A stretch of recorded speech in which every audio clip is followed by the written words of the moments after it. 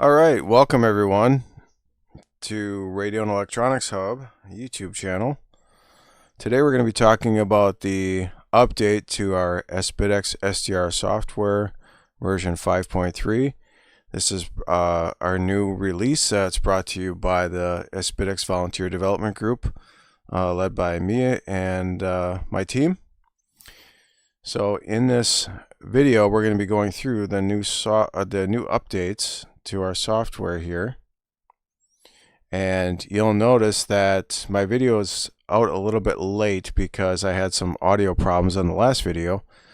So we had to redo it, and we're gonna see how this one fares a little bit better. So we are on 5.301 because we already fixed some bugs in the software.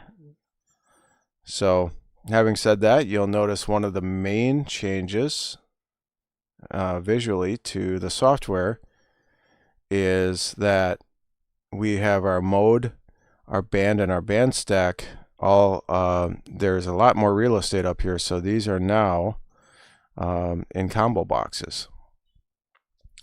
So if you want to change your mode quickly instead of cycling through, you can use your touchpad on the sBitx itself, or in my case I'm using a mouse and I can just go ahead and select upper sideband, lower sideband this way.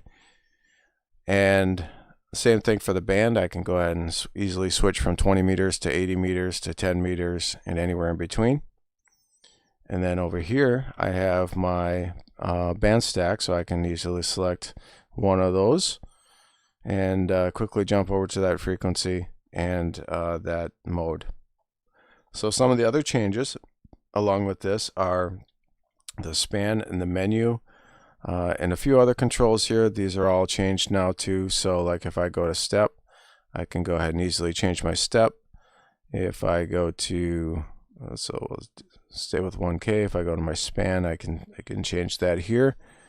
AGC, I can set that here as well. And then of course our menu, so we can easily switch from menu 1 and menu 2. So there's no more cycling through those. We hope that it makes it a lot easier for you, and visually looks a little bit better than what you're used to. So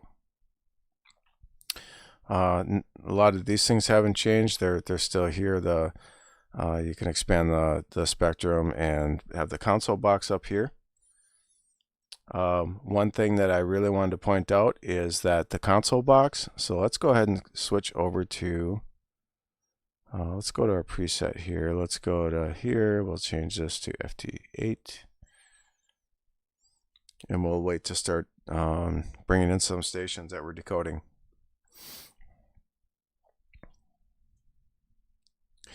And while we're waiting for that, you'll notice that the stations come in, and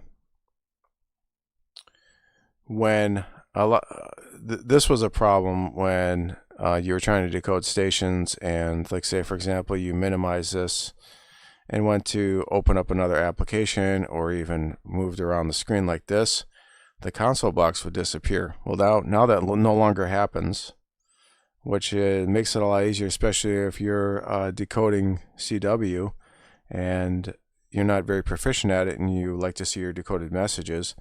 If you would switch screens or even change your macro or do things like that, it won't clear the screen anymore, so it's more persistent.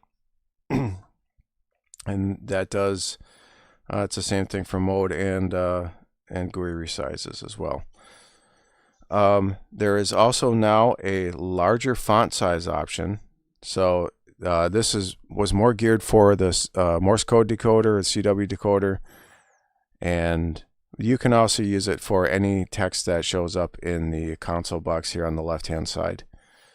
So in order to do that, you have to go up in the text box, and then you have to type in a command. So commands are always start with a /. So your /, and then the command is big font, BIGFONT, and then space, and then you could either say on or off if you want to turn it off, or instead of pressing or putting on here, you can also put in the font size. So say if I wanted big font 12, press enter. You'll notice that the font size got a lot bigger here, and it even says down here big font size set to 12. So we can keep increasing this all the way to 40 point font. Some people might find that useful, and we hope you enjoy it. And if you want to turn that off, you would type in the command big font, again / in front, and then off, and then enter, and then it resets it back. There's also a new feature for full screen mode. So for example, you see that we have this this little title bar up here, and some people may not want that, especially if you're just a CW phone guy and you don't do any digital modes or run any of the third-party apps. You'd basically come in here to the menu 2, and then you would just press full screen on or off. So you'll notice that it utilizes the entire screen size of your sBitx. So this is useful if you're on the touch screen right in front of the sBitx. It gives you a little bit more real estate, and you know, it's just more visually appealing. And so I'm going to go ahead and reset that back to normal. Get back out of the menu here. So there's also another way you can go into full screen, and that is, so I'm going to go ahead and close this. I'm going to open up a terminal, and I'm going to go to the sBitx folder. And normally you'd run that period or colon / yeah, this is a / I'm sorry, the other one was a backslash. So I don't mean to get confuse anybody. So / sBitx. Now what you can do is you can run this with a command -F. So now if I run this, it should run in full screen. So here you go. I find it a lot easier because a lot of times I forget to run that command, but it is available. It's just to go into the menu and then turn full screen on or off here. But that is available to everyone who wants to try that out. Another new feature is called Quick Options menu. So Quick Options menu works by pressing both of the encoder knobs on your sBitx to depress those both for about 2 seconds, and then it'll bring up a menu, and I'll show you that in a second.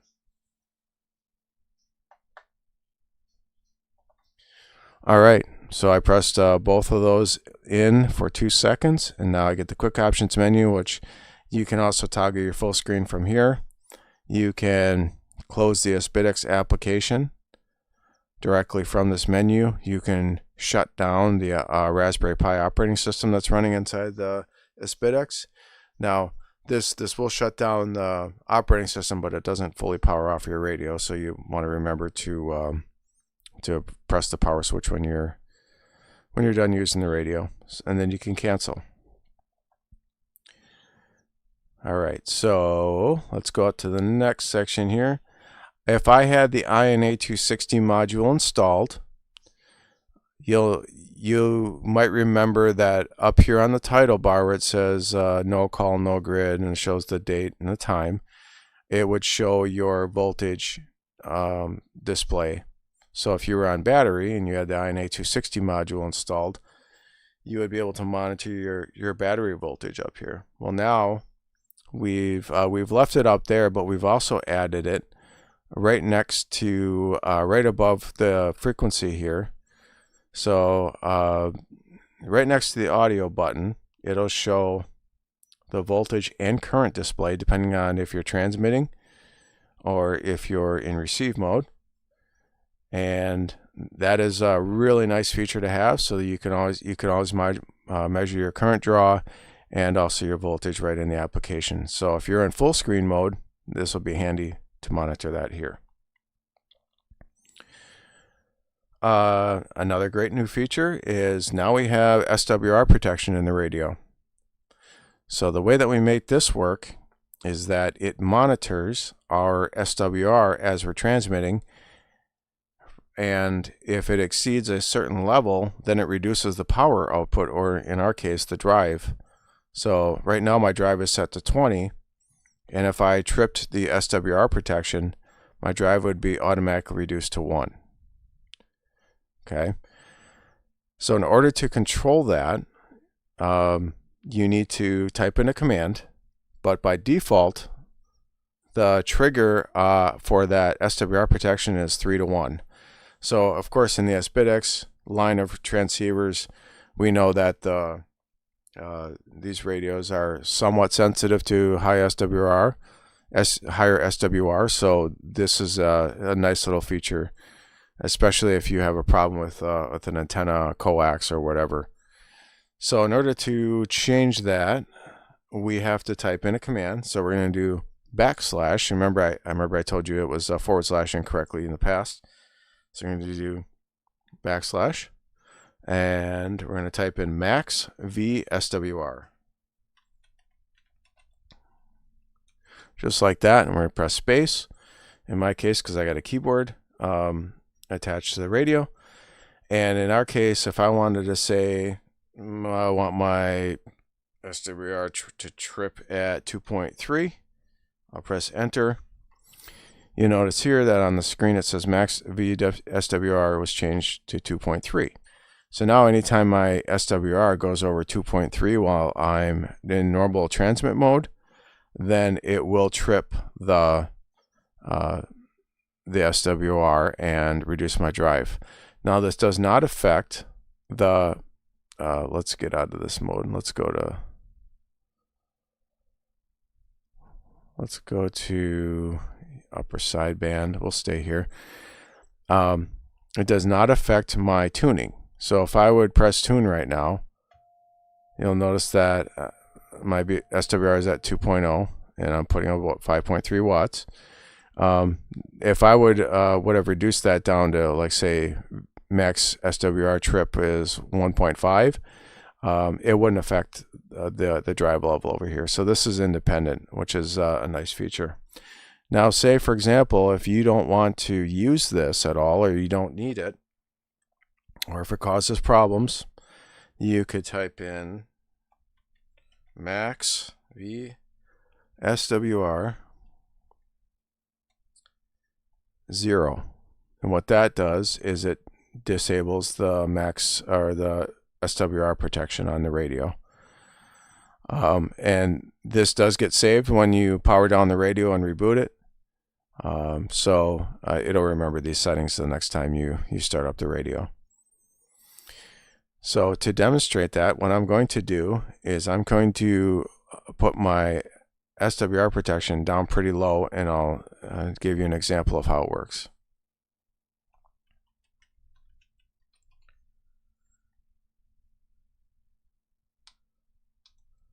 So in this case, we're going to do SWR 1.3 or higher. It's going to trip the SWR protection. So we already know that my drive level is at 20. And in order for demonstration purposes, because I do not have my microphone connected to the radio at this time, I'm going to go into two-tone mode, and I'm going to use the transmit and receive buttons right on the radio here. So in this case, my drive is at 20. My SWR protection is at 1.3, so we're going to transmit and see what happens. Okay, now you saw what happened right there. It immediately dropped my drive level down to 1. It gives me a message up here that says high SWR, and if I have the console screen open, it will also show you that my SWR of 1.9 exceeds my threshold of 1.3. So now you're wondering, well, how do I fix this? Do I just go in and adjust my drive level? Yes, in many cases you can. Now, what you'd want to do ideally is try to identify if there's a problem with the antenna or the coax and resolve that problem, and then go and up your drive level again and do some testing. Now, because I have this so low to 1.3, I probably shouldn't have set it that low, but I think you have to have a drive level of 10 or higher roughly in order to reset the SWR trip. So you see what I did there? I just transmitted really quickly. It sent enough RF out of the system and realized that the problem was cleared, and I no longer have a high SWR condition. So it removed the graphic up here. It did not adjust my drive level, and if I have the console open, it tells me that it's below the threshold again. All right. So that was a feature request that was brought in by a member on our Discord server, and we were able to implement that for him and some others. So now let's move on to CW features that we've added to the radio. So let's go down to here, and let's go find somewhere. There's tons of CW going on right now. So we're going to see if we can find something in this range. So I'm going to change my span down quite a bit. I'm going to change my step to 100, and I'm going to leave my bandwidth at 400. So one of the things you'll notice is that you probably don't hear any audio right now. I do not have the audio from the sBitx coming into this video. So apologize about that, but here we are. So one of the things about Morse code and CW mode is you notice that we now have the ability to tune in CW mode. So this is it basically does it by tricking the radio and putting it into another mode, doing a tune, and then coming back and switching back to CW. So this is one of the nice things. Now we do not have this available for FT8 or FT4 mode yet. We are working on that, and hopefully that will be out in the near future. We also have this great thing for decoder. So if you don't want all this stuff out here, by the way, if I go to full spectrum, you'll notice that we have this really cool, it changes the console box so we can still decode and receive messages here, but we can see more of the waterfall, especially if it's important that you need to jump around and see who's nearby. So I'm going to leave it in this mode for a second, and I'm going to show you that decoder toggle. So basically what this does is it's enabled by default, of course, as you're seeing it right now. We can put it in quiet mode. So if it's like, say for example, we wanted to type CQ, our message would show up in here. We can go ahead and turn that off by doing the command in the text box with decode on or off. So in this case, I'm going to say off. So you'll notice that it says decode is set to off. So now, if you are a very proficient CW op and you don't need to have this handicap decoder on here, if it generates too much noise, you can definitely turn it off, and you see what happens there. If I want to turn it back on, I just do decode on, enter, and now it starts decoding again. So one of the other great features is that decoding now works while we're transmitting. You'll see your own messages in here, so it'll look more like a real conversation.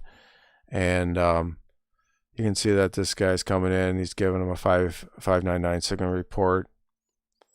Some other great things in there that's coming in on this particular frequency.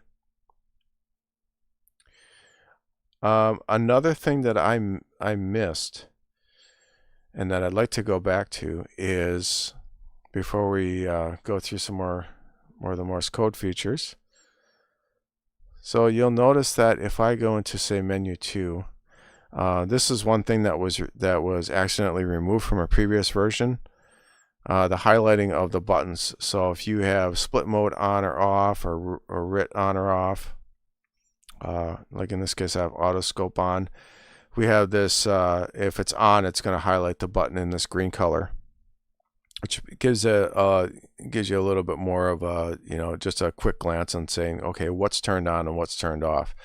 This is also useful in here when you have your EQs on. You know that you don't want to use your transmit EQ when you're transmitting FT8 or even Morse code, so you'd want to turn those off. If you had your auto notch here, that would be turned on. So back into CW mode, since we're in this menu, I did want to show you that we added in a feature called automatic peak filtering. So again, I don't have the audio piped into this video, but if I would turn this on, this works very similar to like a Yaesu radio while you're tuning and you're trying to really dial in that signal and to really get that peak of the audio.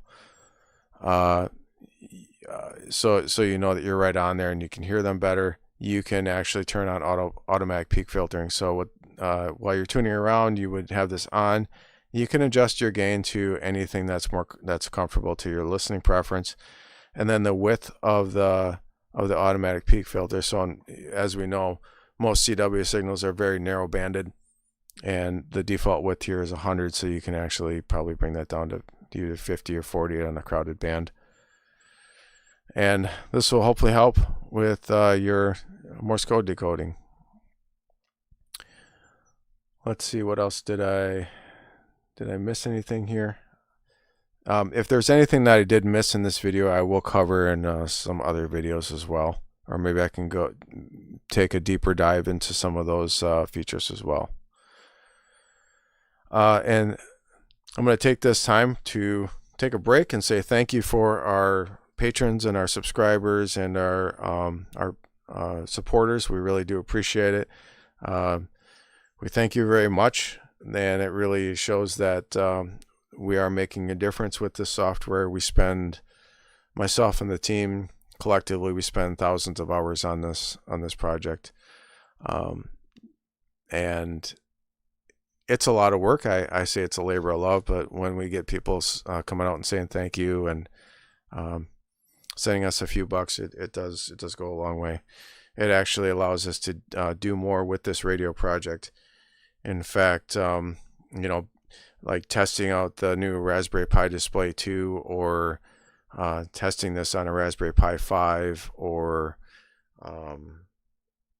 doing some other things with it, like buying a GPS unit and configuring that. So it does go a long way. You can also look in the description of this video and to our links. You'll find links to my my GitHub page, our Discord server, where you can join. We have over 600 members in there currently that participate in all sorts of topics, not just sBitx, but all radio stuff, and even some 3D printing and other things. So thank you for sticking around for that break, and I'd like to go into more of the CW or the FT4, FT8 modes. And you notice I did say FT4, and now we have FT4 built in to this radio platform. And you'll notice when I did select the mode and I was already on 20 meters, it automatically selected the frequency. So it takes a little bit of the guesswork out of that, which is really nice.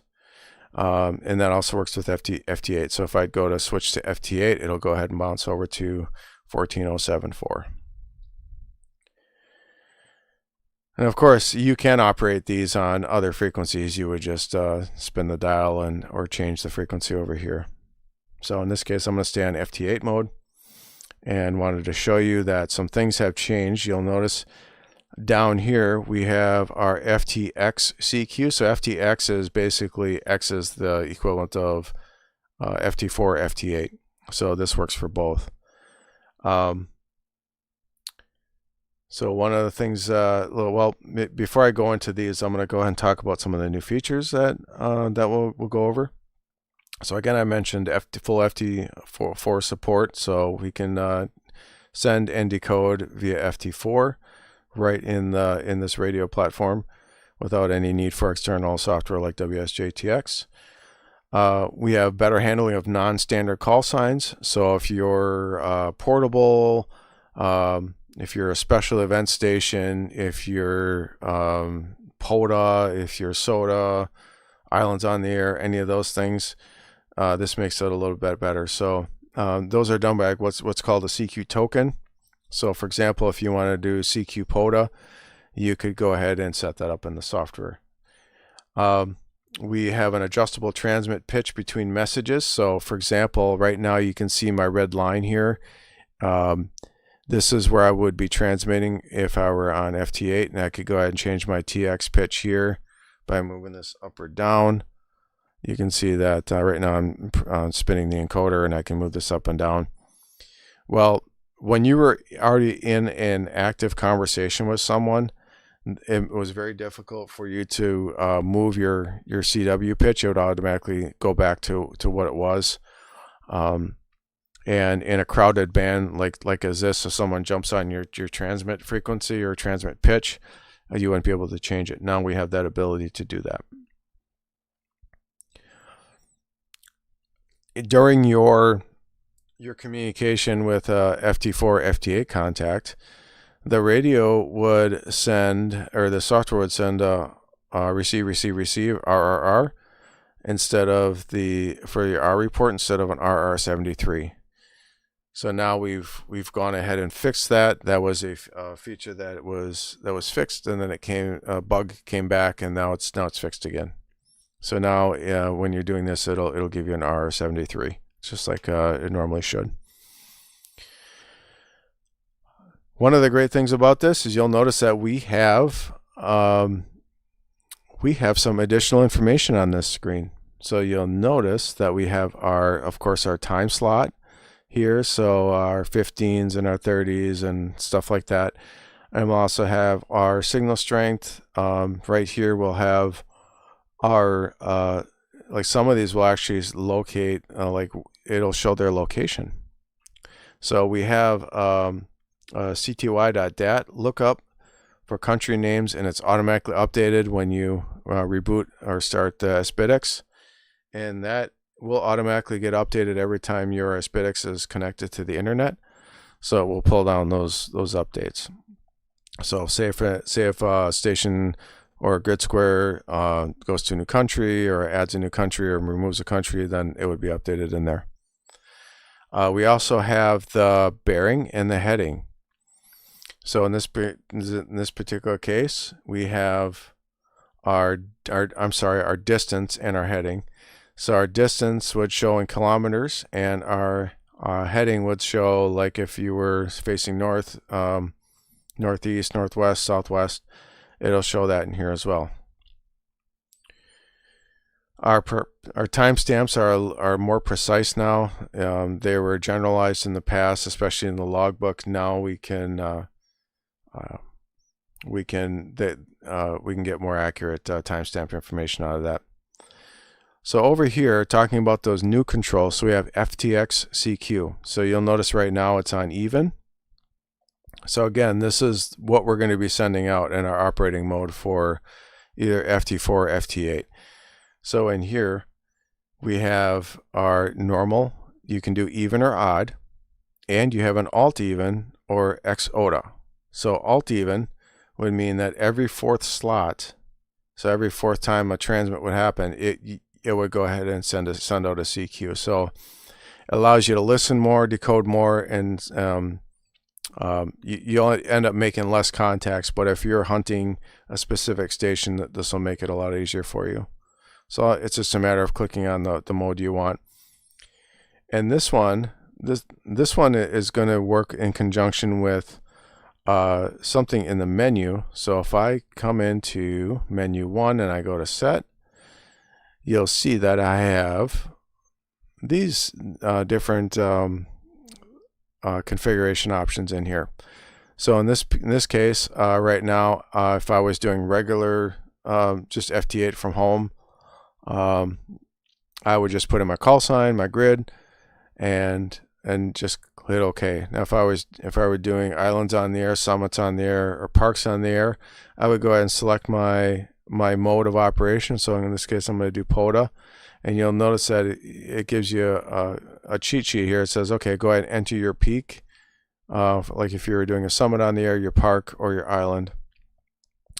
So if I was in US, 14, I need to clear that out. I'm sorry. I thought it was US 134. I don't know if that's a real park number, but now I click OK. And now when I'm coming in here for my CQ, it'll send CQ, POTA, my call sign, and wait for that.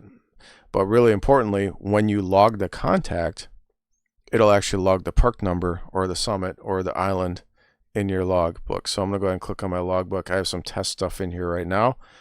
You'll notice here that it says, okay, so I had POTA set, but I did not have a park number set in here, but it would show. So in case you're interested in that, this is a really nice thing. You'll notice that we also record the SWR in there if that's needed, your transmit power, and some other really cool stuff in here. So that's how you would use that. One other great thing about this software is that you can also set your macro. So if I want to set a POTA macro, I could use that. This one's included on the system right now. If you watch my previous videos on how to edit the macros in my software, the same applies to this. We also have something called rules. So, well, I guess before I talk about rules, I'll talk about more about the console here. So, more specifically, we'll talk about the colors.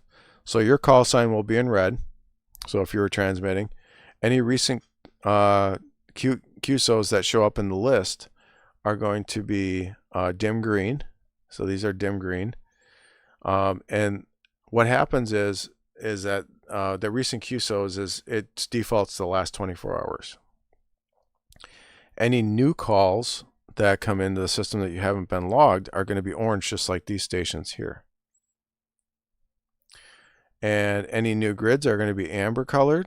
So as you can see, I got a pretty blank log here. So a lot of these are going to be amber. And if you did want to change that recent QSO age, you can do that in the software here. So you come into a sBitx folder, and then you would go to data and user settings. You'll want to make sure that your sBitx software is shut off at this time, but then you would come down to your recent QSO age and you can change that. So if you want to do it every 12 hours or every hour, you could certainly do that, or even 48 hours, 72 hours, etc. So you would change that and you would press save, and then you would start up your sBitx software again. So back to this other crazy thing that we have added, and it's a lot of fun, is we all have something that's called rules. So over here, there's a rules button on the right hand side. If I click on this, you can see that I have my rules set up. So this looks really complicated at first, but this gives you options, much like in WSJTX or even Gridtracker, to say, I want to be notified of stations that meet a certain condition, or not just stations. I want certain countries or grid squares, or anything that's that I can hear better, or distance or azimuth. That's the reason why we have those other field indicators. Now we can actually look for and search for calls based on this criteria. So as you can see right here, there is some default stuff. I was playing around with this. I can make this go back down to 0. And we'll do save changes. So when you first install the software, this is going to be default setup. So in this case, CQ, so islands, parks, or peaks. Right now, our CQ, if we had our auto answer on, we would respond to these stations first. The same thing for just regular plain old other stations here. You'll notice that this is a minus. So the minus, I believe, I don't have it up here. I believe the minus means that I'm not sure what the minus means. I'd have to look that up in a following video. Maybe I can do one with the programmer who set this up for us. So QRP call sign. So if someone has QRP in their CQ call, So this is set up as a 1. So the numbers here represent the priority level. So higher the number, the higher the priority. Lower the number, the lower the priority, right? So say for example, if you wanted your automatic mode on FT8 to answer only stations that are QRP, you would probably want to bump this up, and then you'd change your CQ response priority as well. Leave that in the call sign, the call field, and then you can also change your regular expression. So if you're not familiar with regex, that is a common thing that's used in a lot of IT systems and software. There's online regex editors out there that you can use if you're looking for specific things, but for the most part, you can probably just use this and then modify it. Here's a if someone's sending a CQ portable.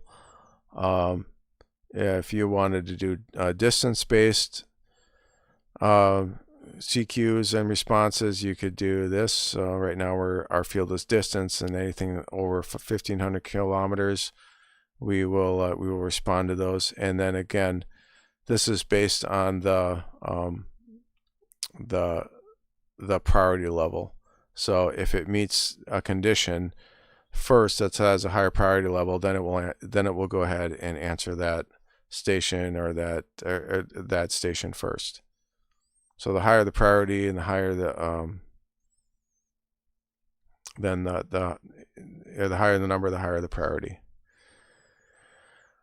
So I'll probably do another follow-up video on that particular feature in the future, and that'll hopefully help answer some of the questions. So let me see. Going through the notes, I have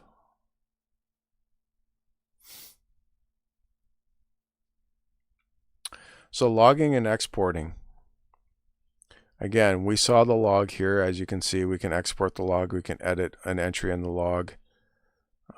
We can delete an entry. We can do all sorts of stuff here. But more importantly, now is we have the ability to do external logging for anything that is in the log here to another system or to another application. So in this case, if I were to use CQR log, I can have it log in here automatically. Or if I had another logging software that I wanted to use, I could, oh, that's weird.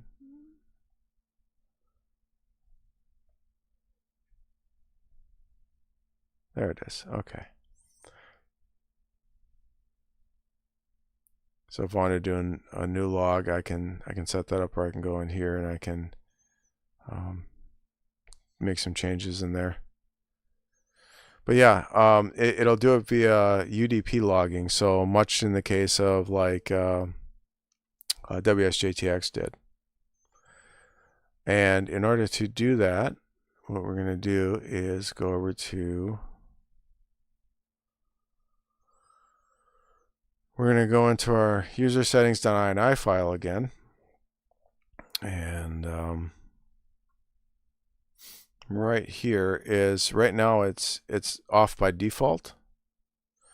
So any ADF output, ADIF output, so any logging output, we can set it to a destination. So if you want to do something else on your network, you could set it there. If you want to do public logging, if there's a public website that you log to, or if you have subscription services to, you can send these logs there automatically,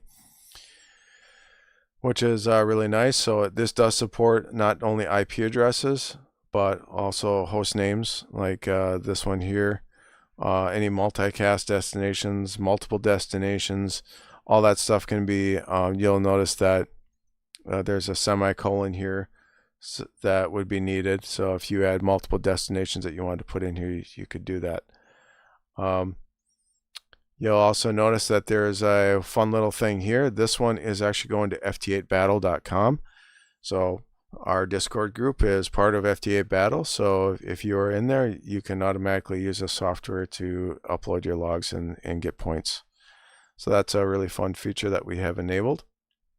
Now the same thing that we're doing with the logbook, we're doing with this other feature called UDP enable, and right now it's off by default. But this is useful for Gridtracker. So for example, if I wanted to have my stuff that's decoded in the built-in FT4 or FT8 mode being logged into Gridtracker automatically, I could go ahead and turn this on here. So I'm going to go ahead and close that. Then I'm going to reload this. And I'm going to set this to on. I'm going to hit save.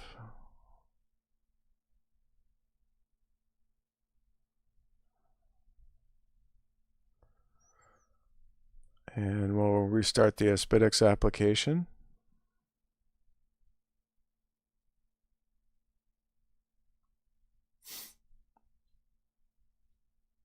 Oh, I might hit it twice. So if it comes up again, I'll just have to close the other instance. Oh yeah, it did. It did come up twice. You'll notice that if you start too many instances of the sBitx, won't get any decodes in here.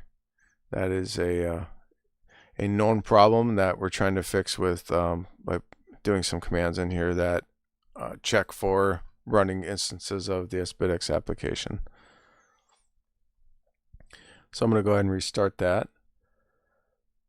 All right, now we're back to normal. So in this case, since I have that UDP enabled on, now I can actually run Gridtracker. And Gridtracker 2. So while we're waiting for that to load, one thing you'll notice with Gridtracker is that the application is not designed for this small of a screen. So some of the information is cut off, and that's something that you can adjust with the screen resizer tool that is available in the sBitx toolbox. But for the most part, you can do most of what you need from here. So right now you'll notice that some of these icons are cut off at the bottom here. If you were to hide the toolbar, you could see more of that. So very important is when you come into Gridtracker, you're going to want to make sure that you come in receive UDP messages that port 2237. So you'll notice when we're in this particular software that our destination is 127.0.0.1, that is the sBitx, and then port 2237 is set here. And you'll notice that it is receiving messages, which is kind of nice. Now I do not have my call sign in here and my grid square, so it's not going to calculate this stuff very accurately. But if I wanted to also send my logs over to here, I can go ahead and enable this as well. And remember that is set up in here. So if I would enable this on, I could do 127.0.0.1. And then I could set the port, which on here is 2334. So now I'm going to go ahead and close that. And you'll notice, look at that. We got stations coming in just like we would with WSJTX.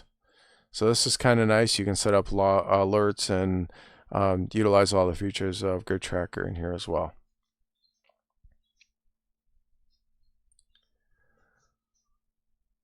One of the things about the UDP logging is it works the exact same way that the ADIF logging does. So you can put in your IP address, your fully qualified domain name, ports, and all that stuff in here too. And each of them separated by the semicolon. So back to the logbook. And I know I'm going out of order here a little bit, so I apologize for that. But in the logbook, so you'll notice that our frequency is a little bit more accurate than it was before. So we go a few more decimal points in accuracy there. We're basically logging that off of the dial plus the TX pitch. So in this case 14.076.053, so that was the pitch on there. And as I mentioned before, power and SWR is logged. You can do comment editing from the logbook window, which I need to show you that as well. So like say for example, if I'd pick this one and I could go back in here, I can go ahead and say it was in park, whatever. Like if I missed a comment in a field, or if I was doing a contest, I could make some comments in here and then save those. So a few other new commands that we have in the software here is the old way of calibrating your hardware on here on the sBitx was involved an external application that I developed and that I put in the sBitx toolbox. But now we have that function built into the software, which is a lot nicer and a lot easier. So you can continue to use the external application that's in the toolbox, or you can use this new one. And that's done with a command up here in the text box. So again, we do our / command to indicate that it's a command, and we're going to type in cal, C-A-L. And this is really nice. It gives us a warning that says we need to switch to USB mode and then reopen this. So I'm going to go ahead and switch that over to upper sideband and type in cal again. And now we bring up our power calibration menu. So this is all built right into the software here now. So for example, if I wanted to calibrate 80 meters, 40 meters, 20 meters, any of these bands. So you'll notice now, like say for example, if I want to calibrate 80 meters, it'll automatically tell me what frequency I need to be at and the scale that is currently set at. So I can go ahead and increase that, decrease it, and then I can do some testing. And then when I'm done, I just press save, and it saves my hardware calibration file. So in order to use this, you would still need to follow the same principles as with my other calibration tool, and that is on my GitHub wiki page. You would need to use a dummy load, an SWR, external SWR meter, power meter preferably, because you certainly don't want to do this on an antenna that has a mismatched SWR, because you're not going to get accurate readings and accurate power measurements and so forth. So this is another cool feature. Again, that's just by typing in the command cal. Another one is we can now do snapshots. So for example, if you want to share this with other members of our Discord community or your friends, or just show them, like how great the bands are that day, you can basically create get a picture of your sBitx screen by using the command snap, and press enter.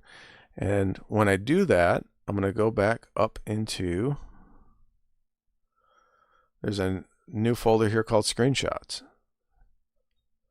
So then it's not going to show up in this particular app, but I could probably open it. I don't know if I can open it in this. It's not going to open on here, but you could certainly export this and share it with a friend if you had something online that you wanted to share it with, or you can use like WinSCP or any of those other tools to transfer the file over, or put it on a USB drive. Let's see, another one. So a new function that we have. So if you do utilize the Telnet interface on this, I've not updated the sBitx Manager Toolbox application for this feature yet, but if you wanted to get the current frequency that your sBitx is on, you basically type in the command freq !? So that is in the release notes on GitHub as well, if you do forget any of these commands. If you do remote X11 forwarding, so if you use any of the other tools, there's a million ways to operate this radio, including right now you're looking at a VNC session of this radio. That we also have our web interface, the interface on the particular radio itself, and then you can use X11 forwarding. So that's a little bit more of an advanced topic, and I won't really get into it but if you are running FT8 mode, you could click on any of the messages, and it copies the text, You can do copy and paste. Your mouse wheel will adjust any of the hover fields of the sBitx, which is kind of nice. So we've added a couple more features if you're running X11 forwarding. When you are running the web console, you're probably familiar with the waterfall display here disappearing when you are actively using the web console. Well, there was something that we had fixed at some point in the software where you could actually temporarily click on this to view the waterfall and change some settings. That was fixed because that was broken in the last release, and now it's available in version 5.3 going forward. So that has been fixed. Tuning acceleration. So your tuning acceleration, when you would set your TA on and off or your value, it would not recognize the value. So if you restarted the software, it would just go back to default, and your tuning acceleration would be whatever the default is. We now fix that, so when you do, it's persistent between reboots and starts of the sBitx application.